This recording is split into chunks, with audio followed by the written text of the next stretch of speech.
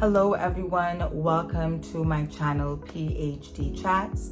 You clicked on the link when you didn't have to, and for that I am grateful. So today is day 15 and I am just reflecting over the last 15 days.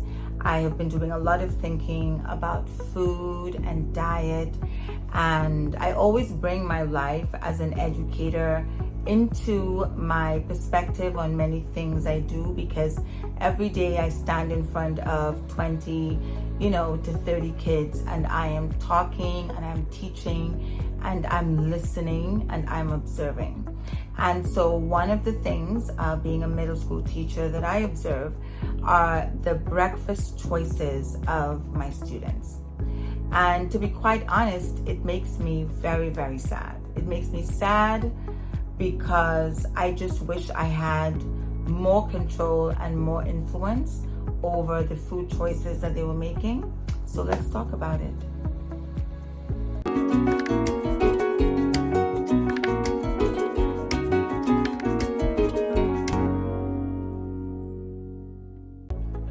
I think in the larger scheme of things, we've been duped. We have been sold this commercialized image of breakfast, and we bought into it, and we bought into it so much that when I talk about the idea of removing those items off of the plates, particularly of children, people say, but what's wrong with that? But it's part of a diet, but you need some of this, you need carbs, you need, not realizing that the reason that we were presented with all of these images of pancakes and waffles and muffins are not because they're good for us, but because they are financially profitable to their manufacturers. This is America. And I don't want to get political, but I will say that we are existing in a space where possibly money comes over everything. Money over education, money over health, and money over nutrition. So food is going to get sold and advertised, not because it is beneficial to you, but because it is financially lucrative. It is very cheap to make, and they can sell it at a high profit margin. So they need you to have this image of the pancakes and the syrup and the eggs and the strawberries and the whipped cream on your mind, so that you think that this is a healthy, hearty breakfast, and my child is going to be healthy and strong, and I'm going to be healthy and strong. But we've been tricked. We have been duped. So many of the things that we were told about diet and nutrition are not true. Those messages were polluted by the idea that food has to be sold. There is money to be made. And so they had to tell us what we needed to hear in order for those foods to be purchased consistently and at a high volume, right? So today I just want us to think about that. And I really want us to think about where our obligation lies, right? What is it that you're really anchoring yourself to when you pick up 3 or 4 boxes of cereal? Is it because you really believe that cereal is helping your child, or it's already become a pattern in your own life and you are not invested in stepping out of the comfort zone to make that change? Right? Because it's not easy, it's uncomfortable. It needs policing. You're probably going to have some unhappy people in your home, because we have to admit that food brings us joy, food brings us happiness. Eating what you like is a reward to yourself.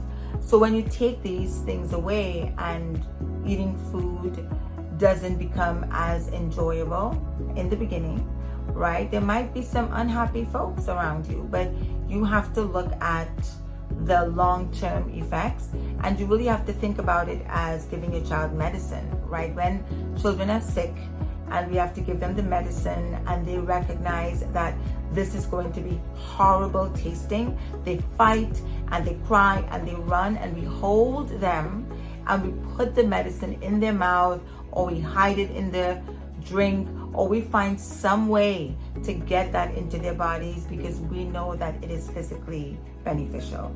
So in the same way, we have to be that determined and that intentional about making sure that the foods that we eat and our families eat are healthy and beneficial. So I feel like some of the corner delis need some policing, right? Particularly when they are close to schools.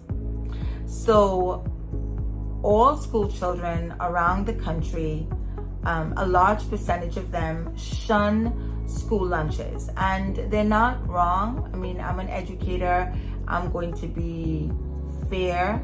I'm going to be objective. The budget that school districts and school systems put on food limit the quality of food that they can provide to children. Children are not necessarily getting healthy food options in schools consistently, right?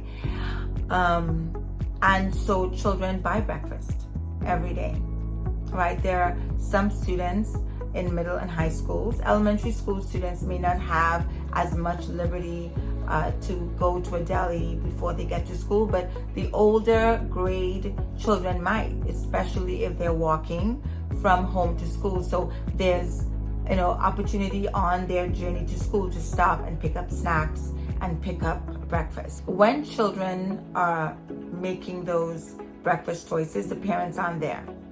So they're buying snacks for meals, right? I mean, I've seen kids open up lunch boxes that parents clearly packed, and it's just garbage. It's a juice, which is syrup. It's a pack of chips. It's a pack of cookies with wafers, more sugar.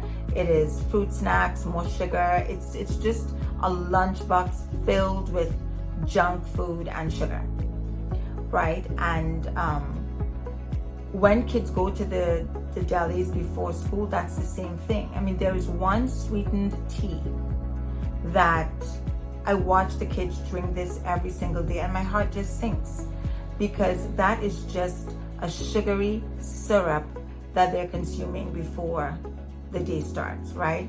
And there are adults that are consuming it too, but because I'm observing, I get a first-hand view, and many teachers across the country, a first-hand view of how the body metabolizes those high sugar, low quality breakfast options over the hours from 8:30 when the school day is beginning, right through 11:30 to 12 when kids are going to lunch. And it is a high and then a crash, right?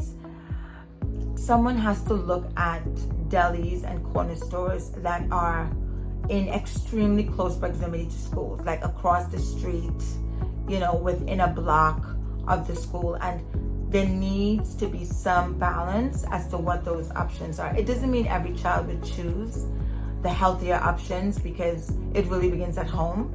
And of course, they're going to pick, the things that, they enjoy, the snacks, the sweeter, saltier treats. But I feel that there just should be some kind of limit, and some things need to be banned, because I'm watching those black bags come into the classroom every day, and I'm just watching the items being taken out of them and eaten as breakfast, and it's just so detrimental to a successful, alert academic day. And young people have extremely high metabolisms, right? So they're moving, their body is growing and changing, they look strong, they look lean, and they say, I'm fine, I eat sugar every day, I drink a Coke every day, because soda is there as well, right? For breakfast, soda is there, sweetened, carbonated beverages are there, and so they're saying, I'm fine.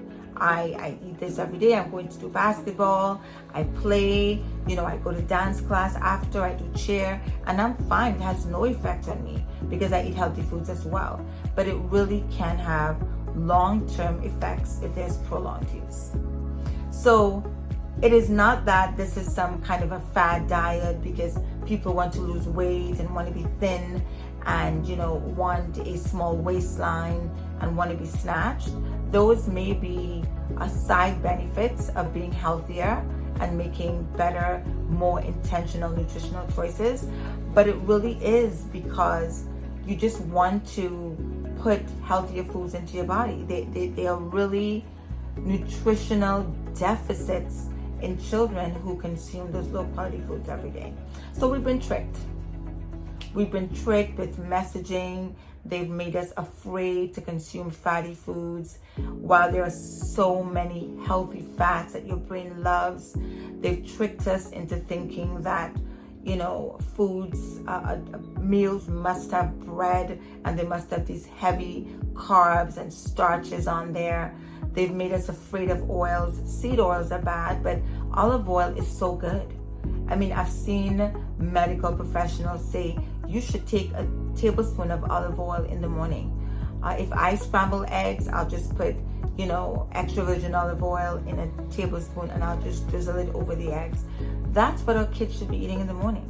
Some scrambled eggs, some steamed spinach, sprinkled with olive oil, and they would be so strong and so focused and so alert if we can free them of sugar. So as I sit and reflect, I think about those things. I think about, the frequency with which kids consume unhealthy foods and how, that will have long-term effects on their health and their lifestyles and their energy levels for a long time to come, unless, of course, the adults in their circle, right, that's you and I, continue to talk about eating healthy, being strong, putting away the highly processed food. So it's day 15.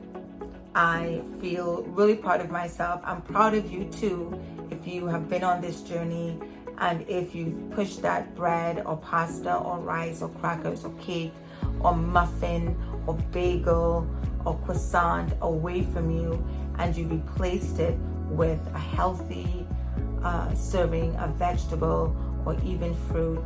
If you've been doing that for the month of March and you've made it to day 15 with me, then you should feel as proud of yourself as I feel of myself. So halfway done, halfway more to go.